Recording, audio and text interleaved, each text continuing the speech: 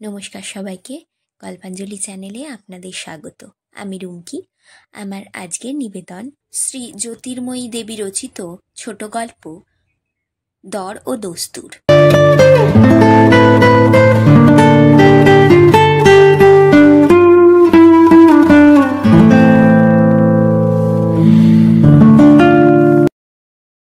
পর পর মা, গয়না পর। সেই গল্পটা মনে পড়ে। ছোটবেলায় শুনেছিলাম, সবটা ভালো মনে নেই। মনে হয় সেই মেয়েটা কাঁদতে লাগলো। প্রকাণ্ড অজগর সাপটা তাকে জড়িয়ে সমস্ত শরীর, সমস্ত হাড় অস্থি চূর্ণ করে দিতে লাগলো। দরজা বন্ধ ঘরে সে আর সেই সাপ। ব্যাকুল হয়ে কেঁদে মেয়ে বলে, মা আর গয়না পরব না। বন্ধ দরজার বাইরে ঠাকুমা, দিদিমা, মা সবাই বলেন দীর্ঘশ্বাস ফেলে, পর পর মা, গয়না পর। ওরা কোণে দেখে ফিরে গেল। গহনা কাপড় সব ছেড়ে ছাদের কোণে এসে বসে নিভার চোখ দিয়ে টপ টপ করে জল পড়ছিল। সূর্যাস্তের সময় রাঙা হয়ে উঠেছে পশ্চিম দিগন্ত। কালো কালো মেঘ, একদিকে গোটা কতক সোনালি পাড় কাপড়ের মতো পড়ে আছে। তা থাক, অন্য সময় ওই কাপড়ের পাড়ের শোভা দেখাতে সে ছোট বোনকে, মেজ বোনকে ডাকে। আজকে তার চোখেও সব শোভা হিসাবে পড়ছিল না, এমনিই চেয়েছিল। তার মনে হচ্ছিল ওই গল্পটা পর পর মা, গয়না পর। আর সেই মেয়েটা তারপর মরে গেল। গেল তো বেশ হলো, বেশ হয় সেও যদি মরে যায়। রোজ রোজ আর কেউ দেখাতে পারে না। আজকে ওরা আবার বড়রা কেউ ছিল না, সব নাকি ছেলেটির বন্ধুরা। ওকে ইংরাজি বাংলা লেখালে। ওরা কি জানে ও লিখতে জানে? কেন, ছোটকা তো বললেন ওর সামনেই যে ওকে সেকেন্ড ক্লাস অবধি পড়িয়ে আমরা স্কুল ছাড়িয়ে নিয়েছি। বড় বড় মেয়ের স্কুলে যাওয়ার প্রথা আমাদের বাড়িতে নেই কি না? তারপর বললে, গান জানে? কাকা বললেন, জানে, কিন্তু ওর লজ্জা করবে মশাই, ছেলে মানুষ কি না। একটা ছেলে একটু মুখ টিপে হেসে বললে, ছেলে মানুষই মেয়ে হয় মশাই। গান গাইতে গলা কেঁপে গেল, ছাই হলো গান। অত ছাই ও কোনোদিন গায় না, এমনকি বিচ্ছিরি করে চেষ্টা করলেও ওরকম হয় না।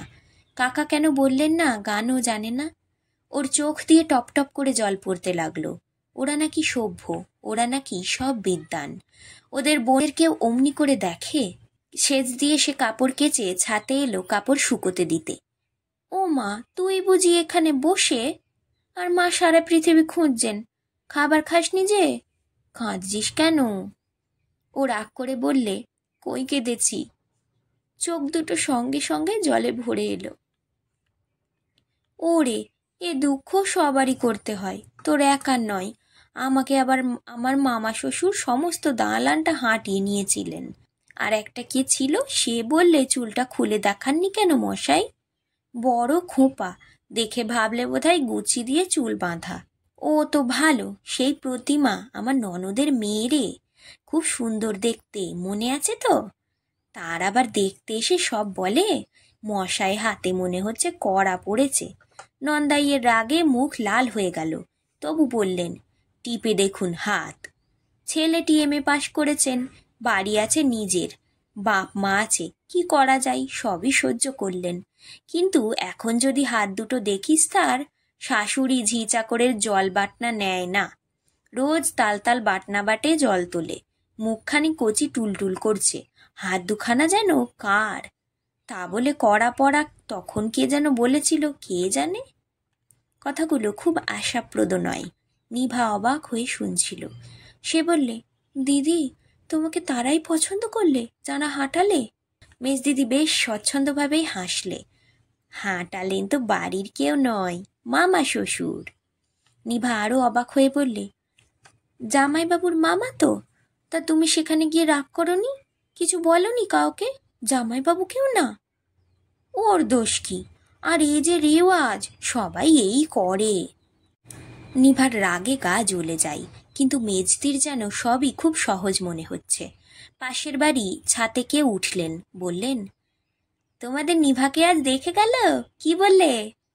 মেজদির উপদেশস্রোত থামল কথার গন্ধ পেয়ে।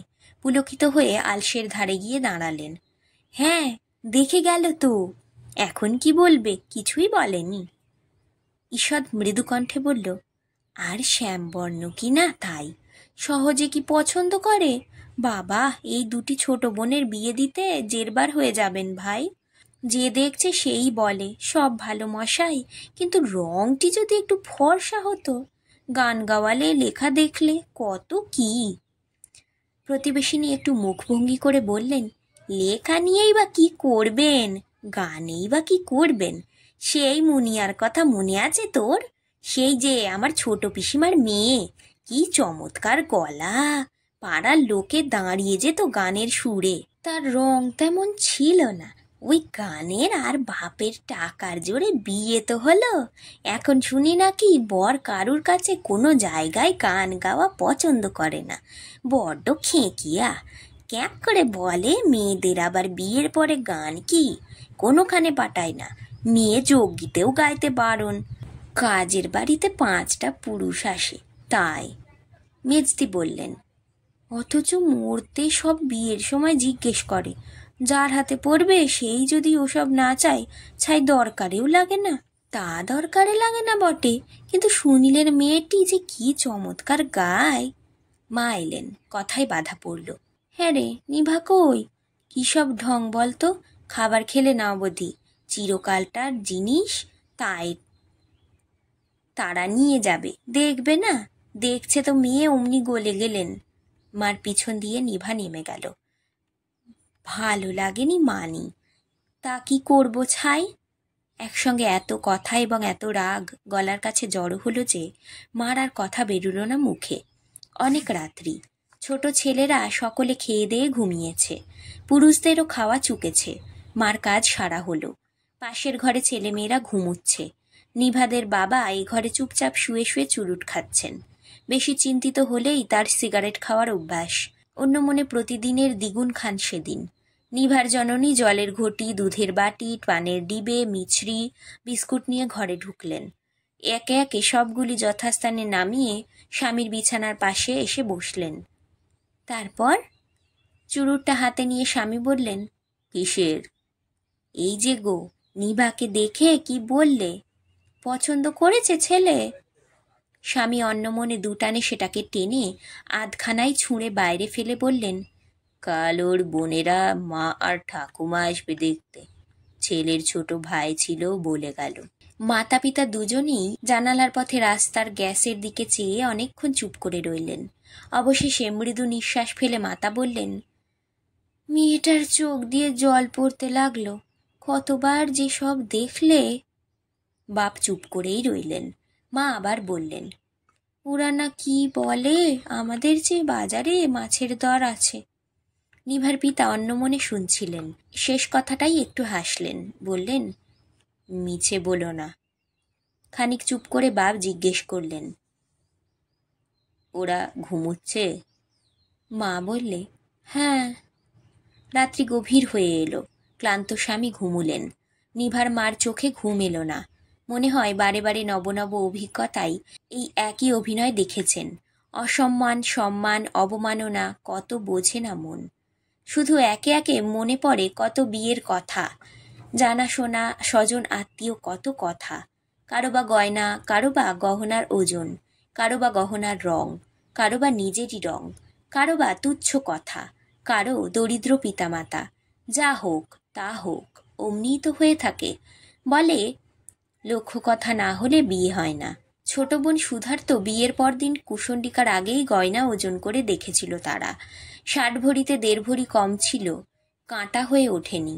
তাঁদের বাপ গিয়ে তাড়াতাড়ি কাঁটার ত্রুটি সেরে নিলেন কাঁটা দিয়ে। হয়তো তখন সুধার মনে একটু কাঁটা ফুটেছিল। তা হোক, আজ সুধার ঐশ্বর্য দেখে কে? ছেলে মেয়ে, সুখ, ঐশ্বর্য, বাড়িঘর, হিরে মুক্ত, আহা বেঁচে থাক। আহা, বাবা দেখে যাননি, কিন্তু তা কি হবে, এই রকমই তো সব ঘরে। রাত্রি গভীর হয়ে আসে, ছেলেমেয়েরা সব ঘুমুচ্ছে। মা তাঁর কালো মেয়েটির মুখের দিকে একবার চান। গ্যাসের আলো ঘরে পড়েছে, তারই সামান্য আলোয় দেখা যায় খোকার গায়ে চাদর নেই। নিভার মাথার বালিশটা কোথায় সরে গেছে। ঠিক করে দিয়ে মা শুয়ে পড়লেন। আকাশে নিস্তব্ধ শান্তি, এক আকাশ তারা ছিকিমিকি করে ঘুমের রাজত্বে চেয়ে আছে। পরদিন বৈকালে ছেলের মা আর অন্য পরিজনরা দেখতে এলেন ভিতরে। আর বাইরে এলেন বাপ, মাতুল, কাকা।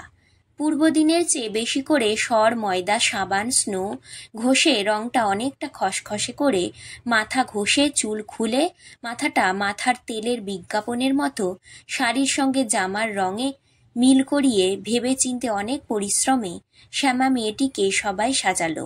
অবাধ অপমানবোধ কেবলই নিভার চোখের কোণে উপচে জল পাঠাই। অট্টহাস্যে মাতুল বললেন, তা হচ্ছে মশাই এই রং অনুপাতে রৌপমুদ্রা, ওষুধ বিশুদ নয়। এই আমাদের পাড়ায় সম্প্রতি একটি কালো মেয়ের বিয়ে হলো। বা বেশ বড় কাজ করে। মেয়ের মুখের দিকে তাকিয়ে দিলে মশাই, বলবো কি 8,000 নগদ দিলে। ছেলেটি সোনার চাঁদ, যেমন রূপ তেমনি গুণ, খরচ করলে যেমন পেলেও তেমনি, বুঝলেন কিনা? মাতুল আবার উচ্চহাস্যে ঘর ভরিয়ে দিলেন। অবশ্য আমরা, অর্থাৎ আমার ভগ্নিপতিদের টাকা নগদ নেওয়ার প্রথা নেই। তবে বিমুঢ় অপমানিত বেদনায় অনুজ্জ্বল বর্ণা মেয়ের পরিজনরা হাসবার চেষ্টা করলে তার সঙ্গে পাছে ভদ্রতার লাঘব হয়, আর তাতে মেয়ে পছন্দতে ত্রুটি ঘটে। নিভা ওপরে উঠে এলো। এবার মা জলটল খাওয়াবেন ওদের। আর চোখে জল এলো না। যা হোক একটা নিষ্পত্তি। এসপার কি ওসপার হয়ে চুকে গেলে ও বাঁচে। এবাড়ি ও বাড়ির চিনু, বিনু, রুনু, রেবা সব বারান্দায় ছাদে দাঁড়িয়েছে। নিভা উদাসীনভাবে ছাদের এক কোণে দাঁড়ায়। গল্পের কথা কানে টুকরো টুকরো ভেসে আসে। জানো ভাই, আমার বিয়েতে 5 বা 10 বার দেখা দেখি কিছু হয়নি। যেমনি শাশুড়ি দেখলেন অমনি সব কথা ঠিক হওয়া। তো ভাই, তোমার বাবা যে তেমনি 6,000 করে খরচ করেছিলেন, তোমাদের ওই সুধার কেন অত নাকাল? আরে দেখতে সুধা ভালো নয়, আর কাকা তেমন খরচ করলেন কই? এইবার একটি মুখোড়া মেয়ের গলা শোনা গেল বেশ জোরে। তা বলে তোরা যারা রূপসী তাদের সব ভালো হবে? তাহলে তোদের লীলা। সে যে তার বাপের বাড়ির একটি মাত্র মেয়ে, অত বিষয় সেই পাবে। আর কালো, তা কি মুখখানি সুন্দর, স্বামী খুব আদর যত্ন করে। মুখোড়া মেয়েটি শ্যামা বিদ্রুপ হাসে সে বললে, তাই বল, আসল কথা টাকা, তাই মুখখানি ভালো, তাই তার শ্বশুর বাড়ির যত্ন।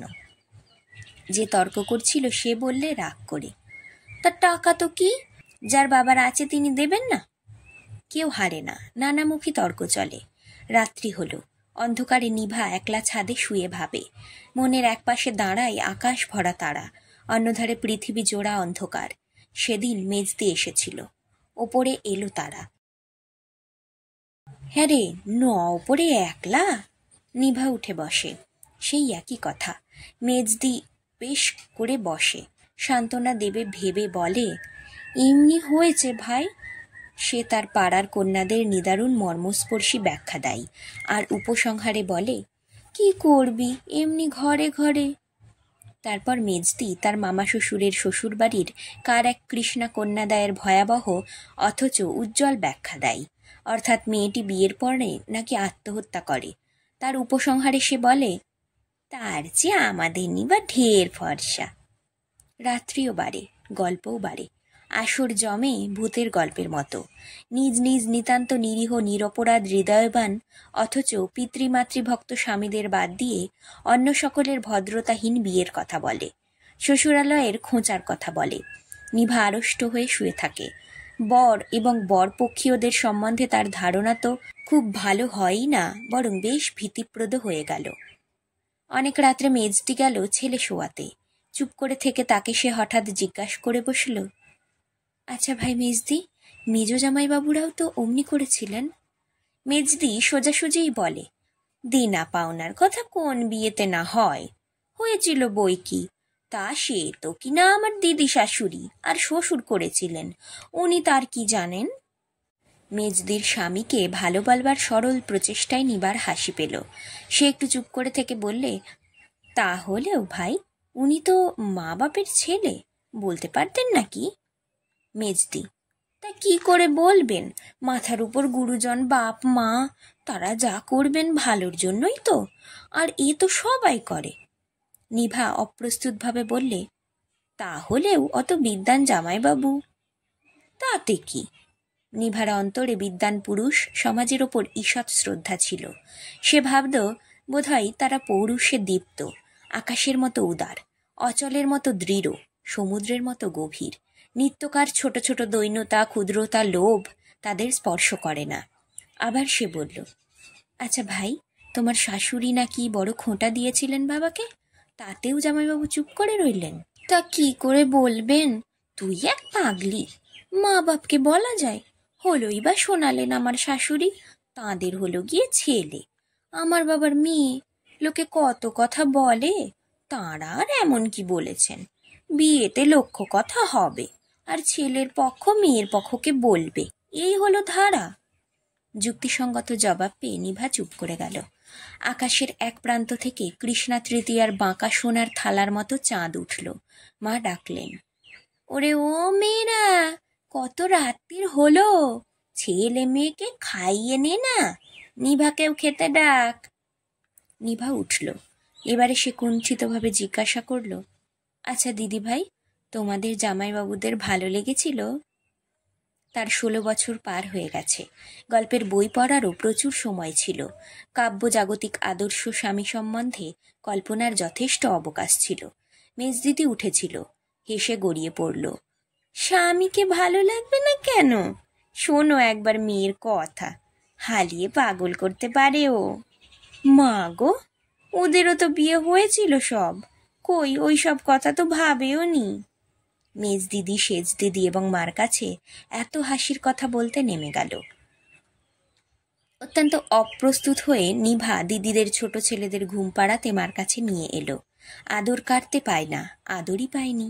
দর থাকলে আদর থাকে, 5 বোনের প্রথম নয়, শেষ নয় সে। আদর কাটতে অপ্রস্তুত মনে হয়। তবু অনেক রাত্রে যখন মেজদিদি, সেজ দিদি ঘুমুলো, ছেলেরা ভাইয়েরা ঘুমুলো, মার ঘটিবাটি ডিবে রাখার শব্দে নিভা উঠে বসল। সবাই ঘুমোচ্ছে, জননীর চোখ পড়ল তাই। কি রে? একটু জল খাবো।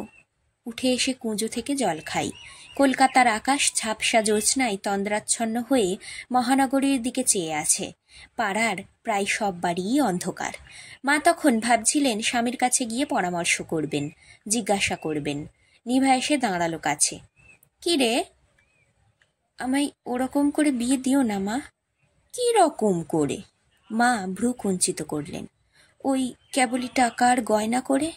আমি ওদের ভালোবাসতে পারবো না। তার চোখ ছলছল করে এলো। শোনো কথা, ওরা টাকা নিয়ে বিয়ে করবে, তার সঙ্গে তোমার ভালোবাসার কি? পাগল আর কি, এরাও তো টাকা নিয়েছিলেন। তার নিজের ভালোবাসার কথা মা আর বললে না। রাত হয়েছে, শুগে যা। বাপ জেগেই প্রায় ছিলেন। জিজ্ঞাসা করলেন, নিভা কি বলছিল? মা বললেন। নিভার বাপ একটু চুপ করে থেকে একটু হেসে বললেন, তা ভালোবাসার ব্যাঘাত হয় না? দৃষ্টান্ত যা দিয়েছ তার জবাব দেবার উপায় ওর নেই, আমারও নেই। স্ত্রী একটু অপ্রতিভ হয়ে গেলেন। কথা উল্টে বললেন, ওরা কি বললে? জবাব কবে দেবে? পছন্দ হয়েছে, কিন্তু কেমন ধরন জানো? শেষ কথার জবাব না দিয়ে স্বামী বললেন, ওরা বলে গেল মেয়ে পছন্দ হয়েছে ওদের। রং ফর্সা করার উপায়ও একটা বাতলে দিয়েছে। সেটা হলেই ওরা বিয়ে সামনের বৈশাখ মাসে দেবে।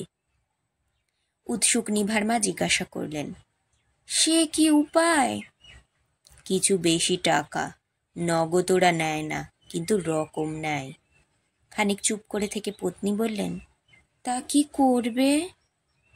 তাই দেবো আর কি। ছেলেটি ভালো, স্বাস্থ্য ভালো, বাপের অবস্থা ভালো, বাজারে দর আছে। তাছাড়া মেয়েকে গয়নাগাটি দেবে, আদরও করবে। তারপর একটু থেমে ঈষৎ হেসে বললেন, আর তুমি তো বলেইছ ঠিকই, ভালোবাসাতে কোনোই তো বাধা হয় না। আজকের পাঠ এখানেই শেষ। গল্প পাঠ ভালো লাগলে অবশ্যই একটা লাইক করে দেবেন, আর নিজের বন্ধুদের সাথে শেয়ার করে দেবেন। আর আজ যারা নতুন আমার চ্যানেলে, অবশ্যই সাবস্ক্রাইব করবেন। আপনার একটি সাবস্ক্রিপশন আমাকে আরও অনেক নতুন গল্প পড়তে অনুপ্রেরণা যোগাবে। ধন্যবাদ। ভালো থাকবেন সবাই।